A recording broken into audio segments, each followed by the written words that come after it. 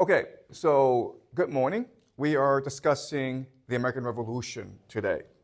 So to review what we've done so far, after the defeat of Napoleon in 1815, there are now four major civilizations that are competing against each other for world domination.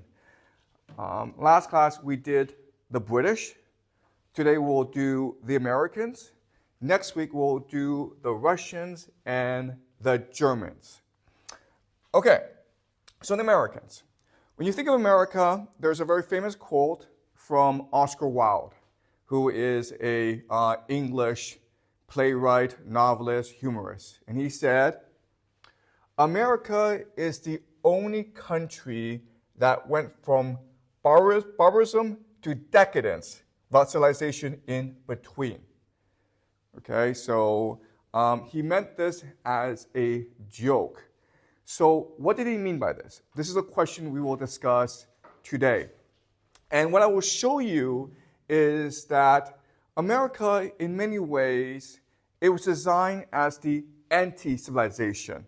The founding fathers of America recognized the failings and problems of civilization and designed a new form of government based on Enlightenment principles in order to redeem humanity from the prejudices, the atrocities of civilization. Okay, so that's the argument we will look at today.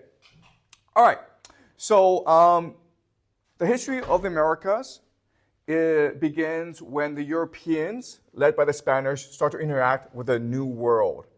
So the Spanish, starting in 1492, they will come and conquer the Aztecs, the Mayans, and the Incas. And they will establish basically plantation economies where the Spanish are extracting resources, primarily gold, silver, from the Americas. They will also establish sugar plantations on the islands of the Caribbean, and they will man it with slaves from Africa as well as other places.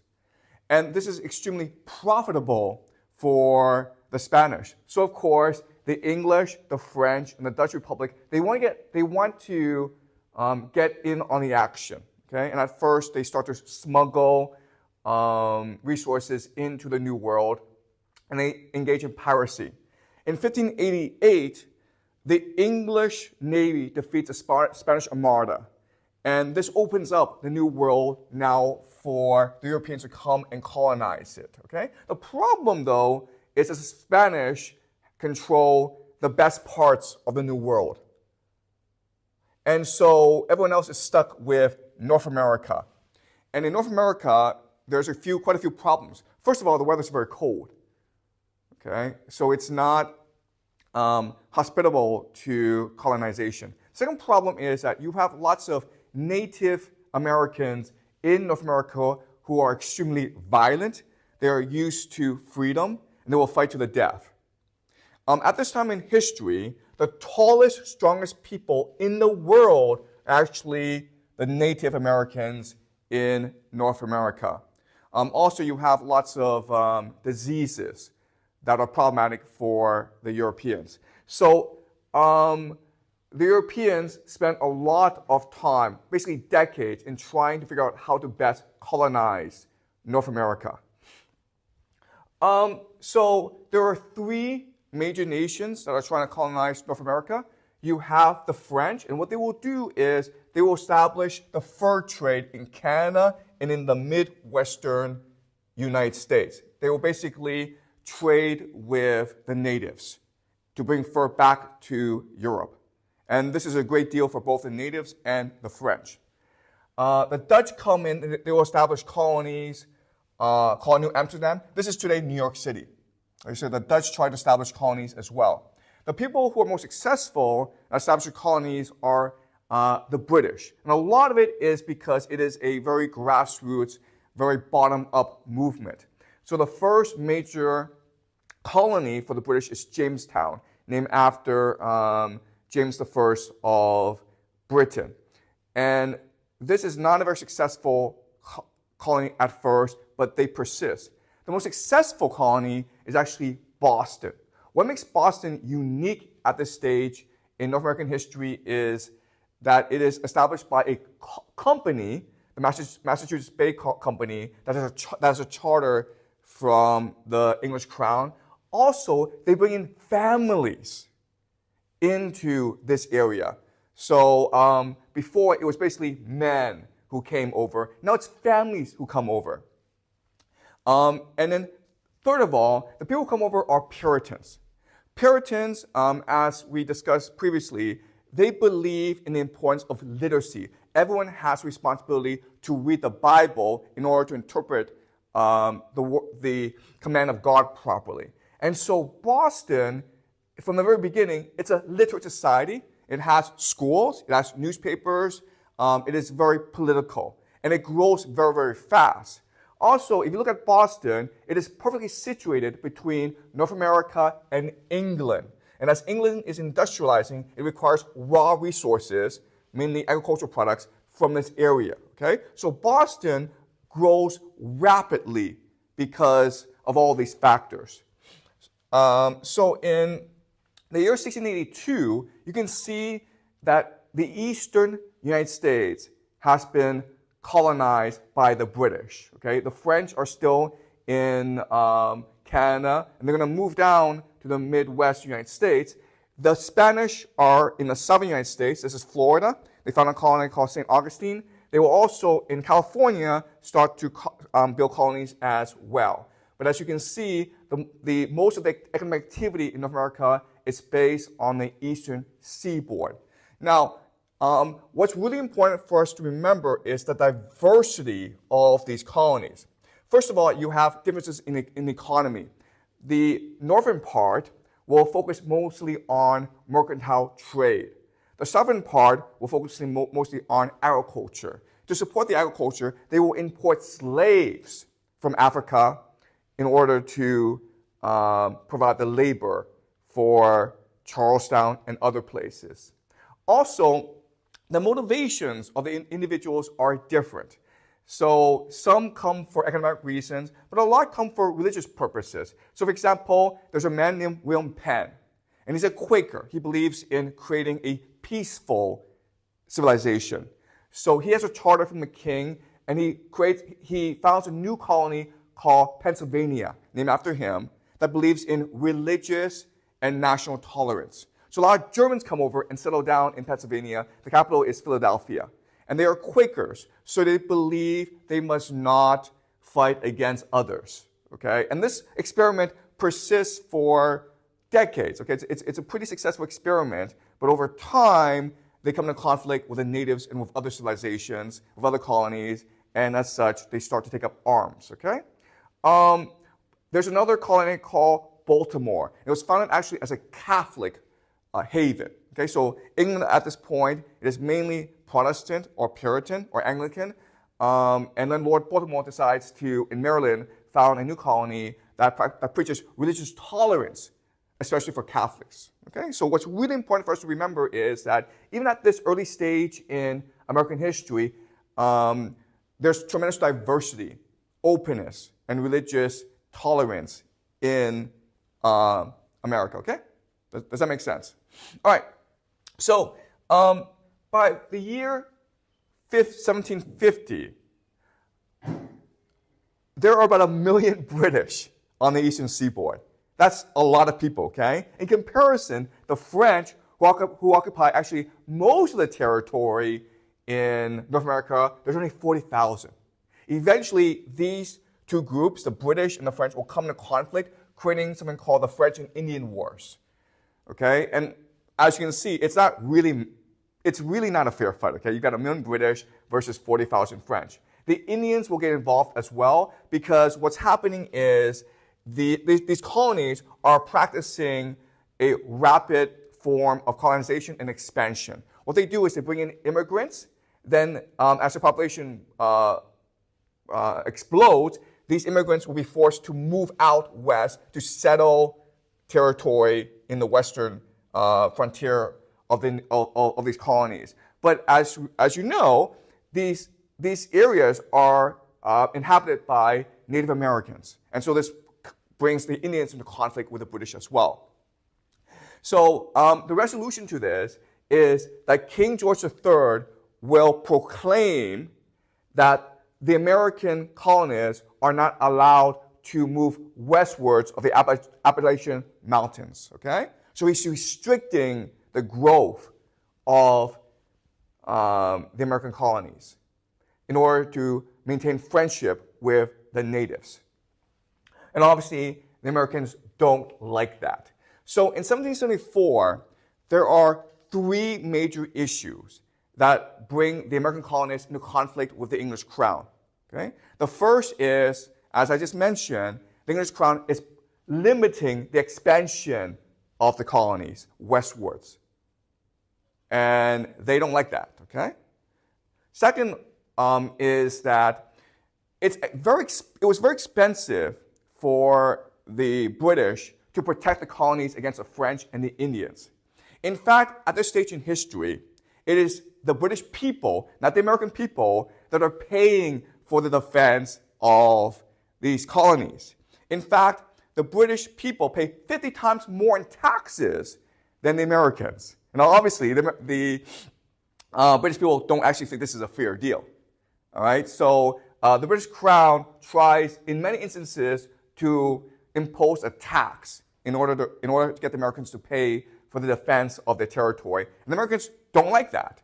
For the longest time, because of the English Civil War and other factors, the English Crown could not actually interfere in North American affairs, and so they were used to a high level of autonomy. Okay? And the third major problem between the colonists and the British is in trade. So at this stage in history, all these nations, Spain, France, Britain, they're practicing an economic policy called mercantilism. Okay? Mercantilism is the idea that all trade should be directed by the state for the purpose of generating wealth for the state. And so what this means is that there are different trade zones that are established in competition with each other. And so if you are a British subject, you're only allowed to trade with other British lands. Okay? So the Americans can trade with England and with India, but they're not allowed to trade with the French and the Dutch and the Spanish. And the Americans don't really like this either. Okay? So these are the three main factors driving division between the American colonists and the British Crown. And this will, of course, culminate in the American Revolution, okay, the War of Independence of 1776. Also, what's really important for us to remember at this time is that per capita, the Americans are far wealthier than the British. Okay? Now, this is strange. And you ask yourself, why is it that even though England is industrializing far more rapidly than the Americans, and there are more British citizens than there are Americans, and also Britain is an empire, whereas America is a colony, how is it that the Americans per capita are able to become wealthier than the British? And the answer has to do with the American work ethic, the American attitude towards life.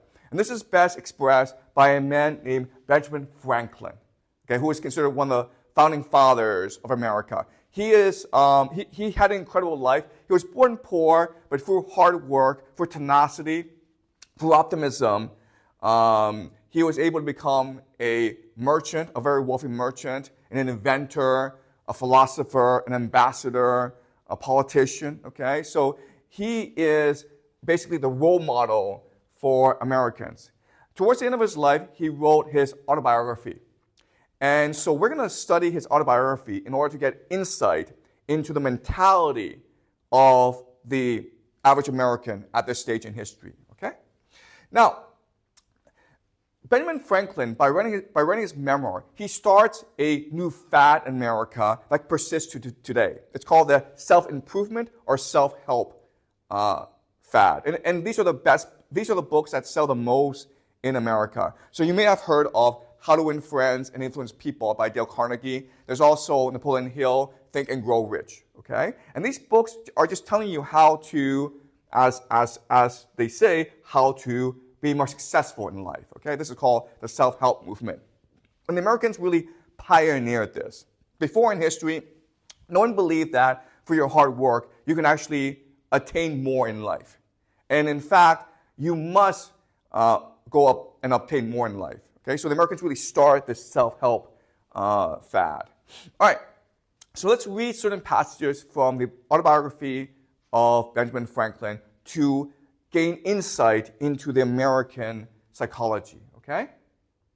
From the bosom of poverty and obscurity, so he was born poor and he was born a nobody, in which I drew my first breath and spent my earliest years, I've raised myself to a state of opulence and to some degree of celebrity in the world. This is the American dream. You can be born poor, but through hard work, you can become rich, okay? A constant good fortune has attended me through every period of life to my present advanced age, and my descendants may be desirous of learning what were the means of which I made use, and which, thanks to the assisting hand of Providence, have proved so eminently successful. They may also, should they ever be placed in a similar situation, derive some advantages from my narrative, okay? So not only is he going to tell you how he became rich, but he will teach you how to become rich, okay? So if you just do what he does, you'll become rich as well. So this is the American optimism. This is the American dream. All right. So he continues. He's talking to a friend, and his friend tells him, your writing sucks. And at this time, he should be angry, right? But instead, he recognizes that, look, there's merit in my friend's criticism, so I will improve myself, okay? And the way he improves himself, and he writes it, I won't read it because it's too long, but what he does is this. He takes a magazine, The Spectator, which is very well written, and then he summarizes the main points of the articles that he's read. Then he will take the summary and he will rewrite the article from memory himself. And then he will compare and contrast his work with that of the original work, and then he will make adjustments and refinements to his own writing. Okay? Now, if you actually know how to write, and if you actually met good writers, writers don't write like this, okay? This is not how you learn how to read and write. But again, this shows us the optimism of the American character, that through just pure hard work and tenacity and persistence, you can learn anything, even though historically we all know that writers are people of genius. They're sort of born great writers. Okay? You're not going to learn how to be a man of genius just through pure imitation, okay? But what he's telling us is that no, through imitation, you can improve yourself. Okay? That's a very American outlook. All right. Now he's going to tell us how he became rich. I began to pay by degrees the debt I had contracted. And in order to ensure my credit and character as a tradesman, I took care not only to be really industrious and frugal, but also to avoid every appearance of the contrary. I was plainly dressed and never seen any place of public amusement, okay? So he's telling you how he became rich. First of all, he was honest. When he did business, he made sure that he never tricked anyone, okay? His reputation mattered above all.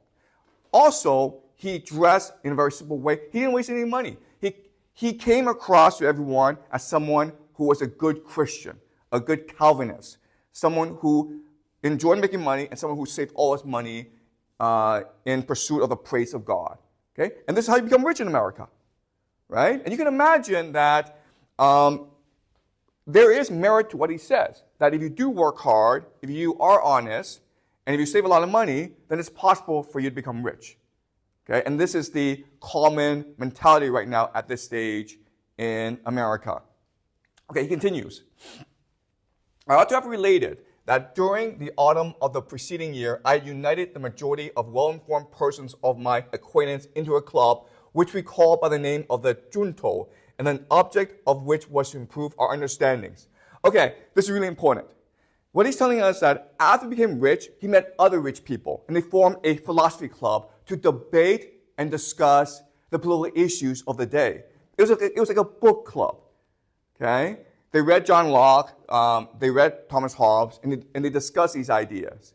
So this is a quintessential American attitude, constant self-improvement. Okay? You can become the wealthiest man in the world, but you still must read books. Also, this is important because these book clubs will become the foundation of the American Revolution, right?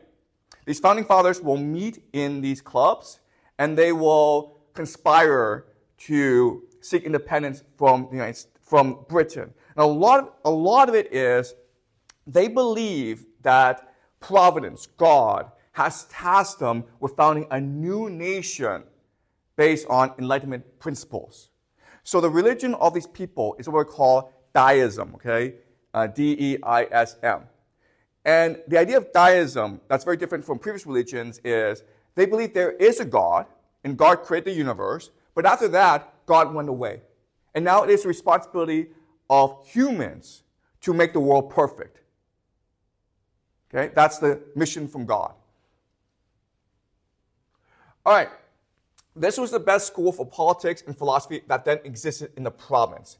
For our questions, which were read once a week previous to the discussion, induce us to peruse attentively such books as were written upon the subjects proposed, that we might be able to speak upon them more permanently. Okay? So they know that Providence has tasked them with creating a great nation called America. And to understand how to do so, they will read all the books of antiquity. They will study Rome. They will study Athens, Sparta, Carthage. They will study the Dutch Republic. They will study the British Constitution. Okay? And by studying these classics, they will come to a consensus on how to build a new society in the image of God. Okay? Does that make sense? Okay? This is the foundation of the American Revolution. All right. So not only did America become very wealthy very fast through the hard work, simplicity, and optimism of the people, but as you can see from this map, they basically spread out really quickly.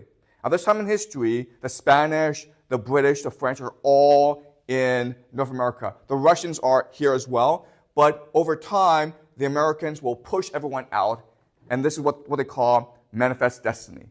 Okay? All right, so 1776, America declares independence from Britain. And again, this is after years and years of conflict over a myriad of issues. Thomas Jefferson, one of the founding fathers, he writes something called the Declaration of Independence. Why is America declaring independence from Britain? And the answer is, we hold these truths to be self-evident, that all men are created equal, that they are endowed by the Creator with certain unalienable rights, that among these are life, liberty, and the pursuit of happiness, that to secure these rights, governments are instituted among men deriving their just powers from the consent of the governed, that whenever any form of government becomes destructive of these ends, it is the right of the people to alter or to abolish it. Okay, guys. Thomas Jefferson, in writing the Declaration of Independence, which is the founding document of the United States, he is just copying, word for word, basically, John Locke's book, The Second Treatise of Government. Okay, this is what John Locke said.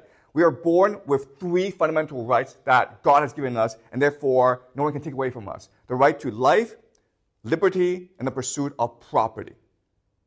Government is instituted, created in order to protect our rights.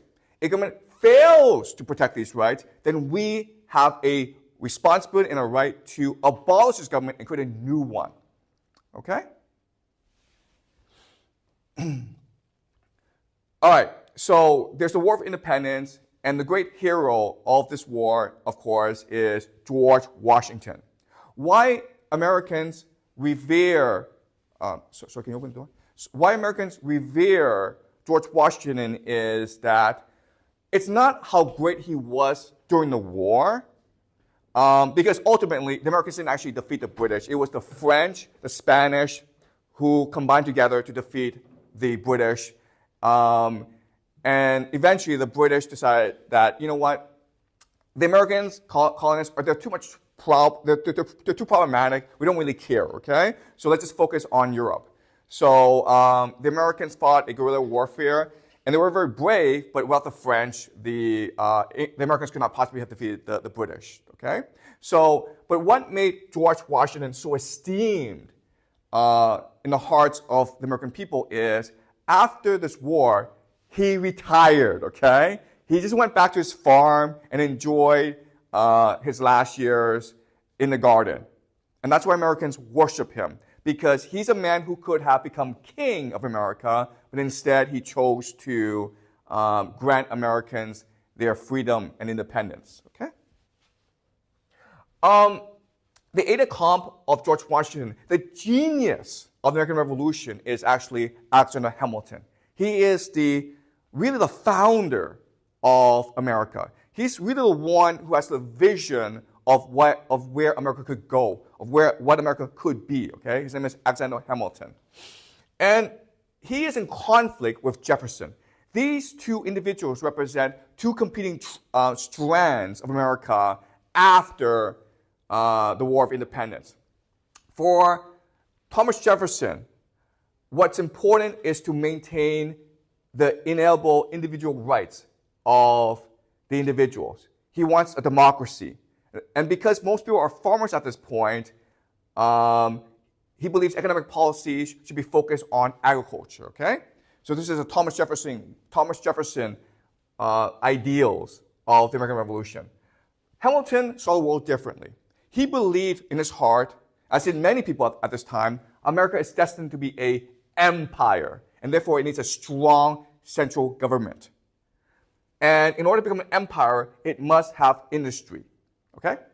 So, some certain points.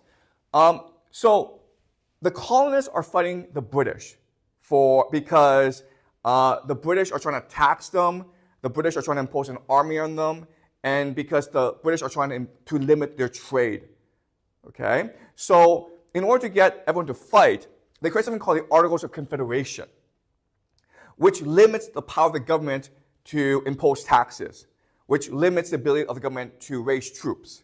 But this is problematic because you can't actually fight a war like this, okay? So after the British leave America alone, problems start to arise. Basically, the main problem is you have lots and lots of soldiers who used to be farmers. They were promised pay when they joined the militia against the British, but because the government has no money, they had no money, okay? And they're also farmers, and because they had to leave their farms, they fell into debt. And so rich people came and took over their farms. And this led to something called the Shays Rebellion, where farmers are now trying to overthrow the government. And so the solution was to create something called the Constitution, which would grant more power to the central government, especially to collect revenue, to control trade, foreign trade, and to have an army, basically. Okay? So that was the solution that proposed by Hamilton and his friends. Jefferson argued that this would, of course, limit the rights of individuals. So he insisted on adding something called the Bill of Rights to the Constitution. Okay? You may have heard something called the First Amendment, the Second Amendment, the right to speak freely, the right to bear arms. This is from the Bill of Rights. It's actually not in the Constitution. The Constitution is a framework for how to build a strong central government, okay?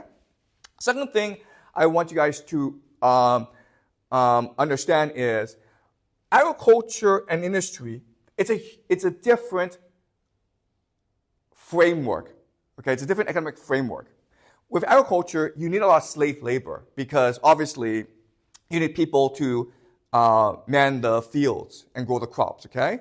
And that's why if you want to have agriculture, you have to bring actually a lot of slave labor from Africa.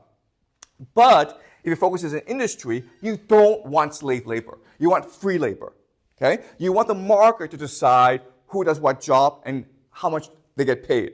This is a much more efficient way to organize your economy if you are industrializing. And the reason why is when you're industrializing, you need specialized labor. Okay? You need differentiation of skills. And the market is the best mechanism for skills to be differentiated and to be rewarded. Okay? Also, think about this. If you got really sick, okay, you need heart surgery, would you rather go to a doctor who's a slave or a doctor who's going to charge you $1 million? Right? So free labor just allows for more economic activity and therefore more wealth generation in society. All right? So these are two competing visions of where America should be headed. And of course, this is a contradiction, okay? You can't have slave labor and free labor at the same time. The North implements a policy of free labor. The South maintains policy of slave labor because they are mainly an agricultural society. Obviously, Jefferson is from the South. Hamilton is from New York. This conflict will eventually give rise to the American Civil War of 1861. Okay? So this conflict has always been there, but in 1789, when they introduced the Constitution, they choose to ignore this conflict until 1861, when this conflict finally led to violence. Okay? So this is the root of the American Civil War. Does that make sense, guys? All right. Okay. Now let's look at the Constitution. The Constitution is meant to be the most perfect form of government ever established. Okay? America is a clean slate. It's a tabula rasa. The Americans can do whatever they want. So they study all the previous Republican, democratic, monarchical, aristocratic systems. And they decide to imitate Montesquieu. Montesquieu was a French thinker who believed in the idea of separation of powers. If you want to create a perfect government, you need to balance the different factions of society using separation of powers. Okay? So the American system is you have three different branches of government. You have the president who controls the military as well as foreign policy. Then you have the Congress, which controls the purse, the financing of government. And you have the Supreme Court, which interprets the Constitution, which interprets the highest law of the land. And so, if done properly, what will happen is these three branches of government will balance each other out. They're meant to be checks and balances, okay? Each is meant to inhibit the overextension of the other. Okay? So that is the American system of government that is basically stolen from Montesquieu. All right. The other check and balance is the division between federal, Washington, D.C., the state level, the individual states, and the local level. Okay? So the responsibilities of each is defined very clearly. And the idea is that they should also balance each other out. Okay? This contrasts, of course, with the Chinese system where you just have one person in charge, and he has something called the Politburo underneath him. The Politburo then appoints everyone into the government, as well as the army, as well as the provincial and local governments, okay? So it's a very top-down system, whereas the American system is meant to be a balanced system. Okay? Does that make sense? All right. So the problem now is, now that you've decided that you need a constitution, you need a federal government, how do you convince the people to go along with this? Because for the Constitution to go in effect, all 13 states have to agree to the Constitution by a 2/3 majority. Okay? So to convince people, Alexander Hamilton, James Madison, and John Jay write something called the Federalist Papers. The Federalist Papers are a series of pamphlets, series of newspaper articles that explain why the Constitution is necessary. Okay? So we're going to look at a few passages. All of them are written by Alexander Hamilton, who is really, again, the genius of the Constitution, the one who is really driving the need for a strong central government in order to facilitate America's imperial ambitions. All right. As this government is composed of small republics and enjoys the internal happiness of each, and with respect to its external situation, it is possessed by means of the association of all the advantages of large monarchies. Okay? So this idea of a mixed, balanced government where you are trying to take the advantage of all political systems. Within America, it will be a republican system. Okay? And so you will enjoy, within your area, democracy.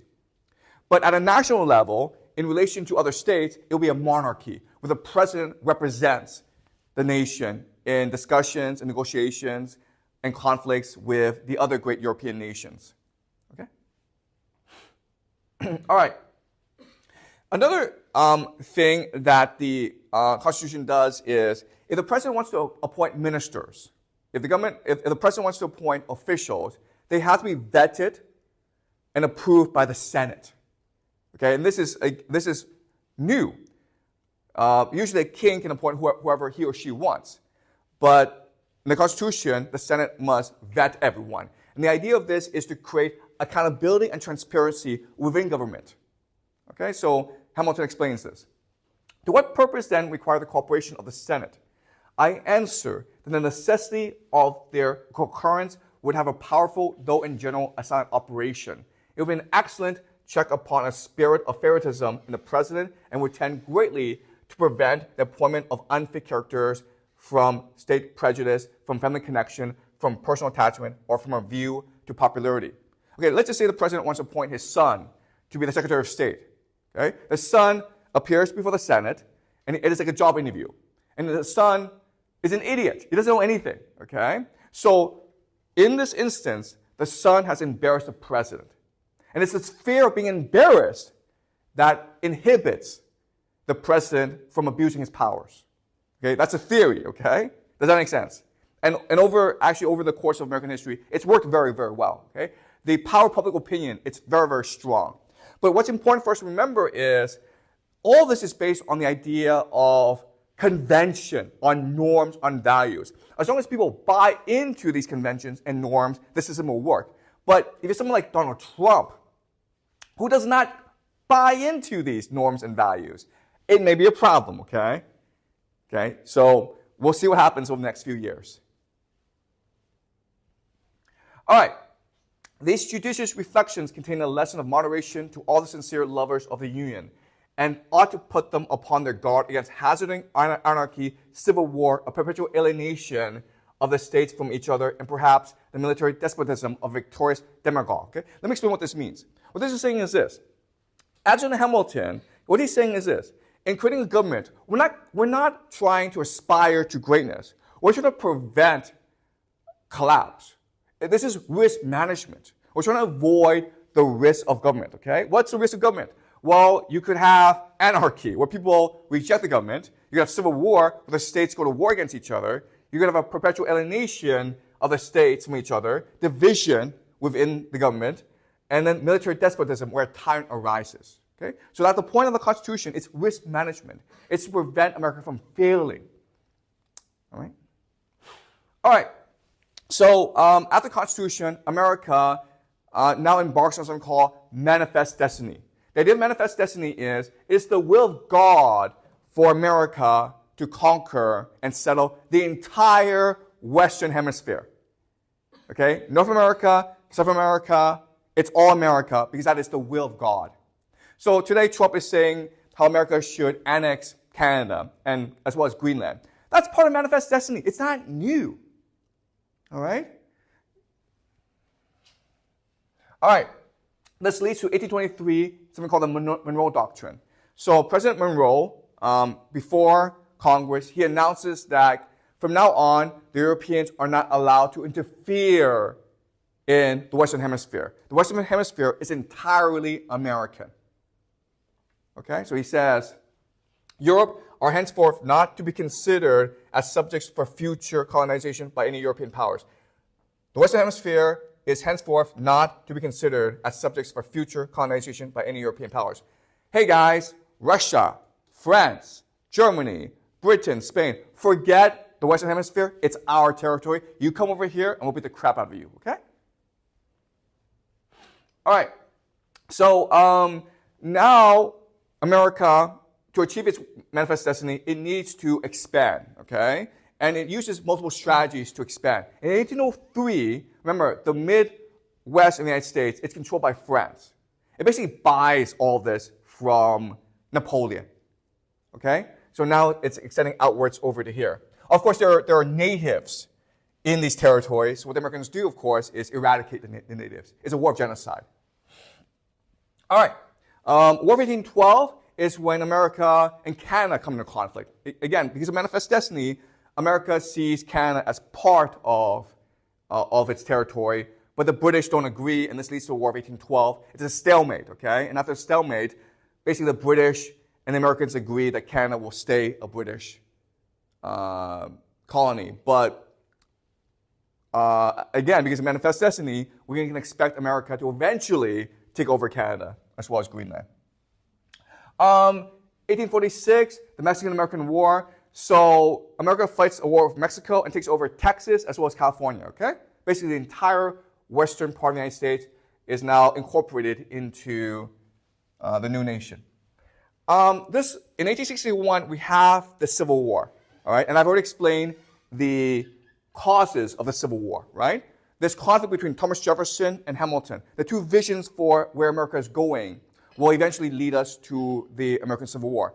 You may have learned that the American Civil War was about slavery. It was not about slavery. It was mainly about state rights, okay? It was really about democracy versus empire. In a democracy, the states can do whatever they want. But in an empire, the central government is able to dictate a lot of policy, okay?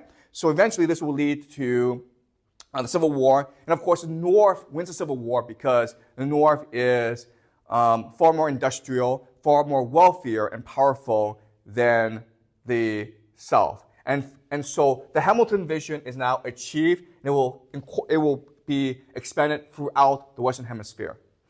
There's a problem, though. And the problem is this. So at this time, of course, Abraham Lincoln is president of the United States, and he's considered the greatest president in American history for a reason. The reason is this. The Civil War was the deadliest war in American history, okay? Let's look at this. Over 600,000 people died in the American Civil War, which took about 4 years. Only 400,000 died in World War II, right? The problem is this. In 1861, the population of America at this time was 30 million people. World War II, the population was 130 million. So this was by far the deadliest war in American history. Brothers were killing brothers. It was a tremendous, it was such a bloody conflict. And so after this war was ended, everyone was asking, why did we do this? What's the point of this?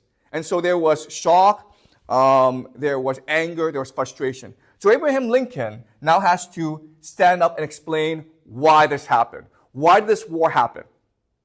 All right? He needs to form a new vision of America that binds people together, that creates a new union.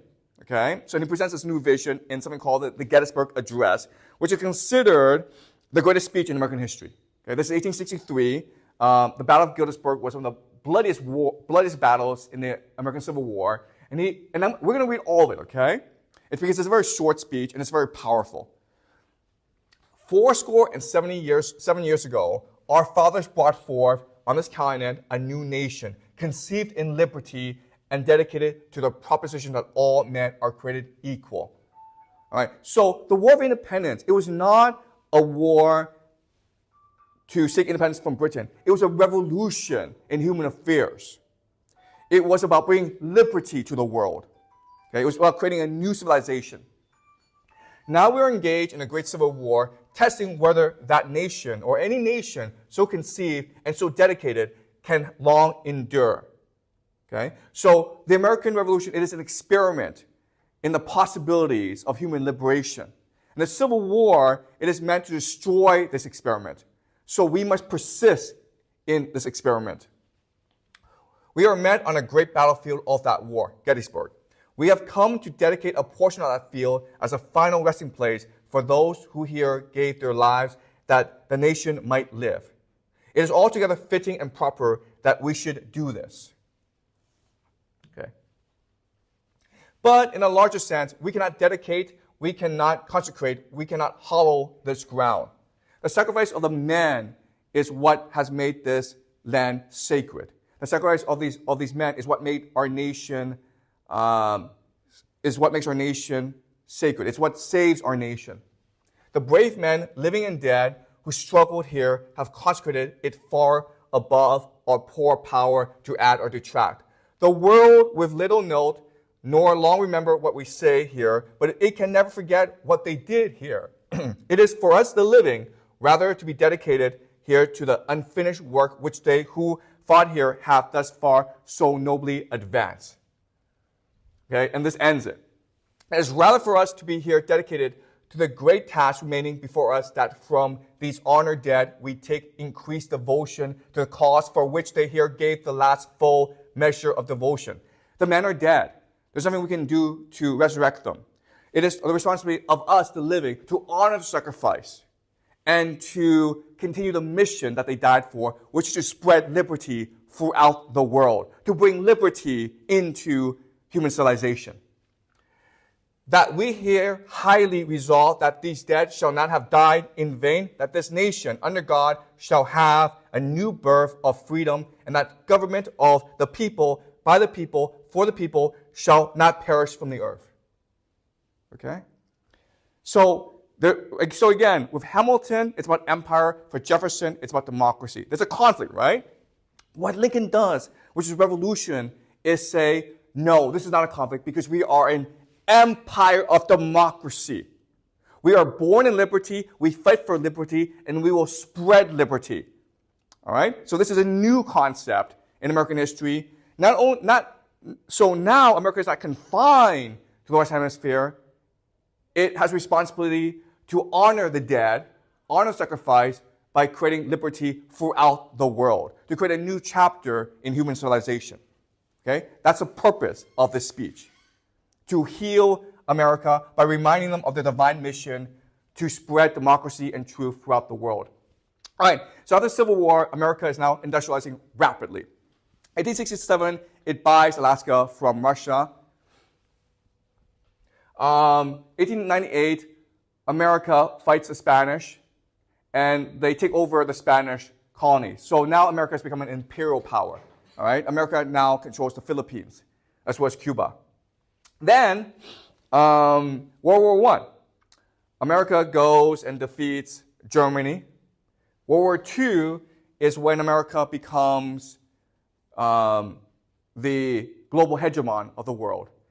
And then after the Soviet Union fell, we now live in something called the Pax Americana. Okay? America is the greatest power in the world. They have completed Lincoln's vision of becoming an empire of democracy. We now live in the empire of democracy. All right? But now the question then is, what is an empire of democracy? What is that? And so we go back to Oscar Wilde's quote. America is not a civilization. All right? And what does he mean by that? To understand this, we have to read another book called Democracy in America by a Frenchman named Alexis de Tocqueville. This is the most famous book ever written about America. Okay? Not by an American, but by a Frenchman who visited America for maybe 8 months. In 1835, he publishes Democracy in America. And he's trying to explain why is it that American democracy works, and why is it destined to eventually conquer the world. All right. Now, there's a lot of debate about this book. Hopefully, you'll be able to read this book in college. It is a fantastic book. It's really one of the best books ever written. And it's 1,000 pages. So it's possible for you to interpret the book in many different ways. But what I want to show you today is Alexis de Tocqueville actually is skeptical about American democracy. He is actually afraid of what the spreading of American liberty will mean for the world. Okay? So the argument I will show you is America is really the first mass democratic middle-class country. Okay? But because of that, the people there are selfish, conformist, and unimaginative. And he fears that as America conquers the world will become atomized, uniform, and mediocre. Atomized just means that we live in our own little bubble. We don't really care about larger issues than ourselves. Uniform means everyone thinks the same way. And mediocre means that, well, no one's striving for greatness anymore. If you think about it, okay, the world we live in today, in the year 2025, this is the world we live in. It's a atomized, uniform, and mediocre world. So how did this happen? How was it possible for the world to become like this? And for you to understand this, it's important to go back to the Dutch Republic. We discussed the Dutch Republic last week and talk about what it means to be middle class. Now, as I said last week, the middle class is distinct because it creates anxiety, uncertainty, and competition within the lives of individuals. Okay? The anxiety comes from the fact that your situation is never stable. You can be rich tomorrow, but you can be poor the next day. This is different from history where if you're born poor, you stay poor. If you're a noble person, you could have no money, but your status stays with you. okay? And it passes on to your children and your grandchildren, okay? So there's a certainty in that world. But in this world, if you're middle class, you could be a factory owner, you could be Jack Ma, and then the next day you get unlucky and you lose all your money, okay? And you're back to being a poor person. This creates anxiety and uncertainty.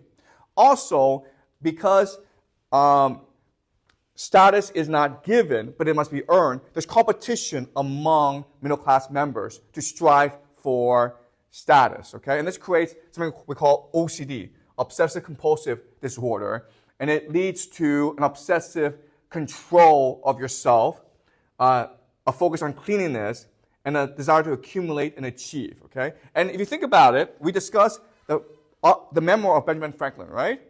Well, why is he focused on such a simple living? Why is he focused on earning so much money? Why does he constantly want to achieve? It's because of the anxiety of being middle class. You're born poor, you earn a lot of money, you become wealthy, but how do you know you won't become poor? How do you know your children won't become poor? The only way to resolve this anxiety is by constantly accumulating more and more. Okay? All right. So let's look at democracy in America. Okay, let's look at certain passages let's look at certain passages from Democracy in America to understand the thinking of de Tocqueville. All right. Such a democratic society would be less brilliant than the aristocracy, but also less plagued by misery. Pleasures would be less extreme, prosperity more general, knowledge would be less exalted, but ignorance more rare. Feelings would be less passionate and habits milder. There would be more vices and fewer crimes. Okay, this is actually a hard passage to understand. So what he's saying is this. In aristocratic societies, in most societies, there's a huge gap between the rich and the poor, okay? And there's a huge gap between the great and the mediocre.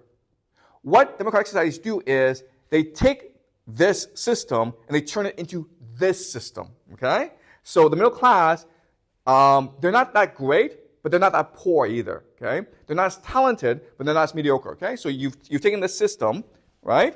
And you turn it into this system. And that's a theory of democracy. And in theory, this sounds better, okay? If you're just born randomly into a democratic society, you're much more likely to live a happy life than if you were born into an aristocratic society, okay? So that's a theory.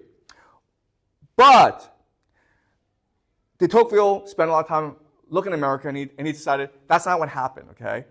It's not that you went from this to this. It's like you went from this to like this, okay? All right, so he explains. But what have we done? In rejecting the social state of our ancestors and casting aside their institutions, ideas, and mores, what have we put in their place? So what he's saying is the American Revolution was about destroying tradition, about destroying civilization, but they failed to build new traditions and new civilization. The prestige of royal power has evaporated, but the majesty of the law has failed to take its place. Okay, this is key. Before, we worshiped a man, a king, and the king made us obedient to his law. We got rid of the king, and we said, well, let's keep the law. The problem is this. The problem is people respect and revere those who are superior to them. They do not respect and revere ideas and things and laws. Does that make sense? Okay? So in theory, America is a rule of law nation, but people don't really understand these laws, and people don't revere these laws as much as they would a superior man. It strikes me that we have destroyed those individuals who once had the wherewithal to battle tyranny on their own. So in a aristocratic system, what will happen is you have these great individuals like Robespierre emerge to challenge the system. And he feels, and he's supported by others because others see the injustice of the system.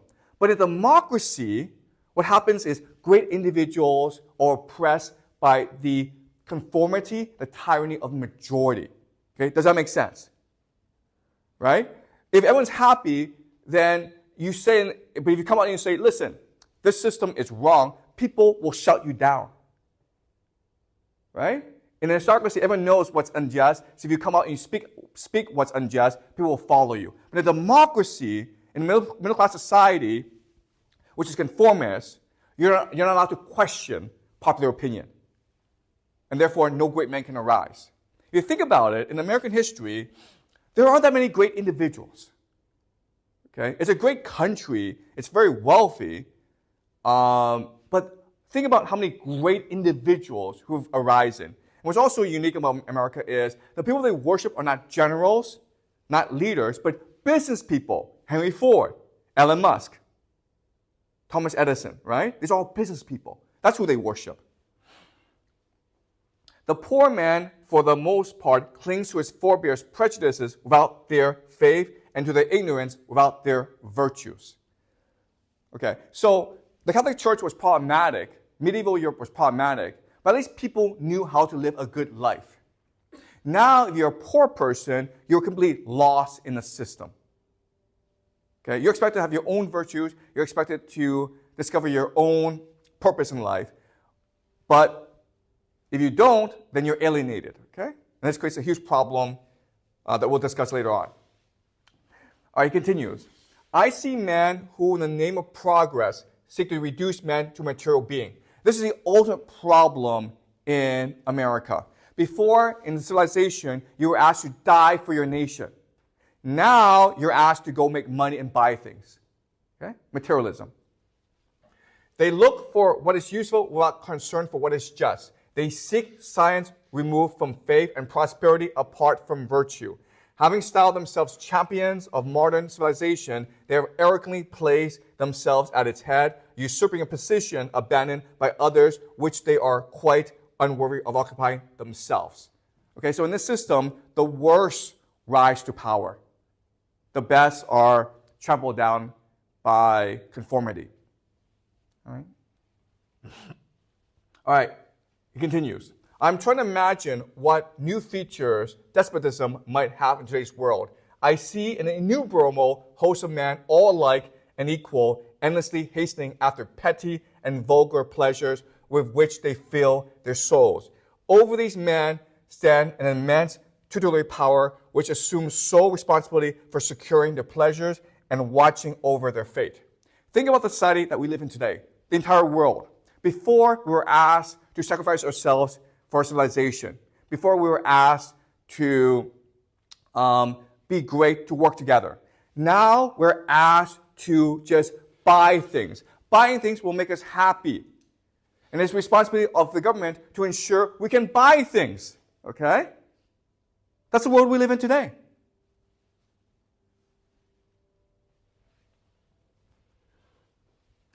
It's impossible to believe that a liberal, energetic, and wise government can ever emerge from the bowels of a nation of servants. If you're a consumer, if all you're concerned is buying things, you are just a slave.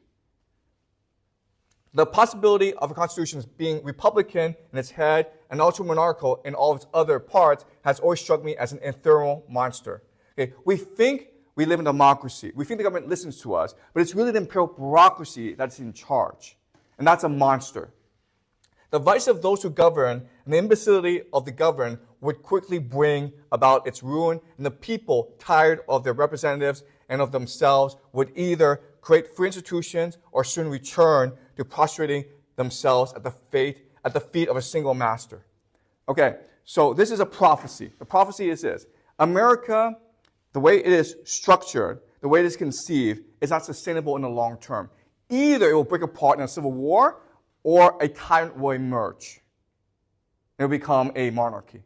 Okay, that is de Tocqueville's dark prophecy for America. Okay, so America is, again, in competition with these other civilizations. All right, so what I will do now is just summarize what we've learned to give you a broad framework for understanding the nature of American society, okay?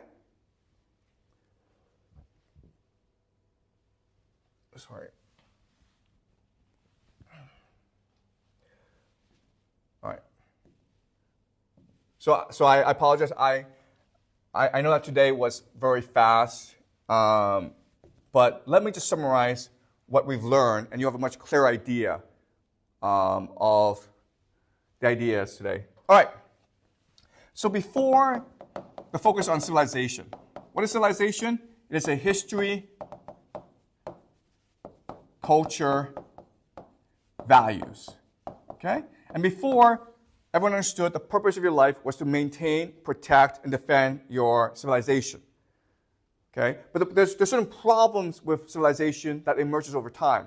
The first, of course, is the idea of prejudice. You just believe that your civilization is superior to that of other civilizations. Okay? Everyone believes this.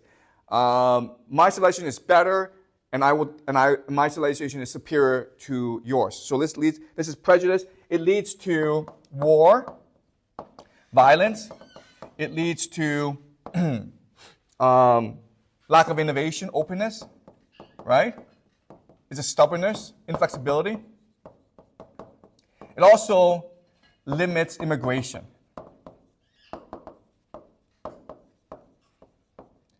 Okay?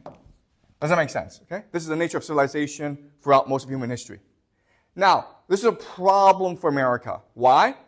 Because as I mentioned, America was founded by immigrants. Right? It's also pretty diverse. Diversity, openness. And so these are the three characteristics of America. It's a very diverse place with different religions, different cultures. It's always trying to welcome immigrants in order to build up its nation and wealth. And it has to be open because it needs to steal ideas from Europe, basically. All right? So now you have a problem. Right? Civilization cannot solve these problems. So what do you do in order to create a society?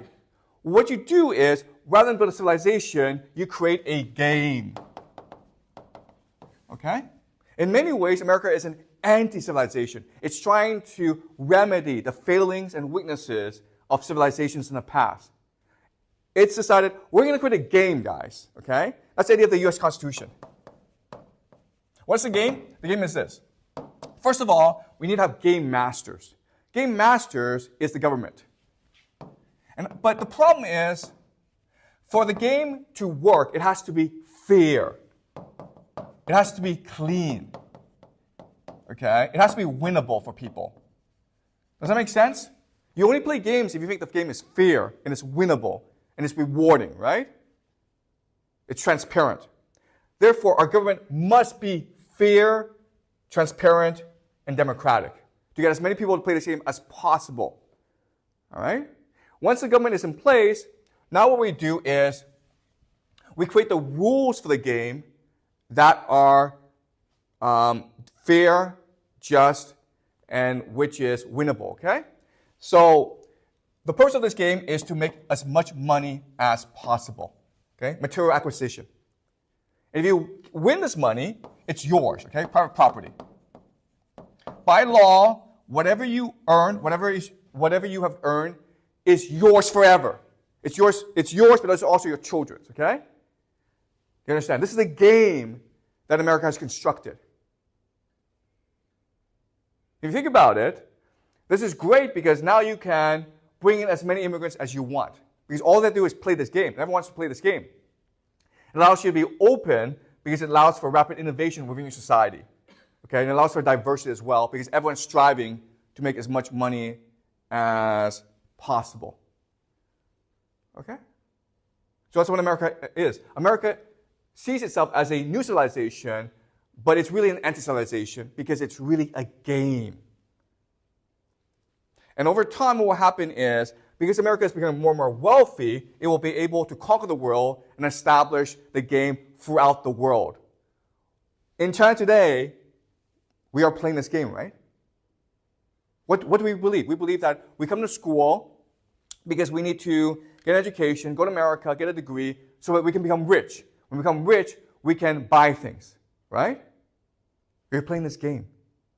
We've all been brainwashed to play this game. Okay? The problem with this game is, eventually, the few will win everything. Does that make sense? You have massive inequality in the world. And when this happens, people are like, this game sucks. What do we do now? And then people will be like, you know what? I miss civilization. I miss when it was clear what my identity was. when it was clear what I had to do in life, when I was asked to make sacrifices for the greater good. I miss that. I'm nostalgic for that, okay? And of course, this is what gives us MAGA, right? Ultimately, MAGA is about trying to restore the idea of civilization in America. Make America great again. Make America into a white, Christian, democratic nation again. Let us restore the vision of Thomas Jefferson. Right? Okay, that's it. So this is just an introduction to America. We'll continue this topic as we move further and further along the course. Okay? So next week, we will do the German and Russian civilizations. And what you will see is that in many ways, these civilizations are far superior to the Anglo-American empire. All right? So, any questions?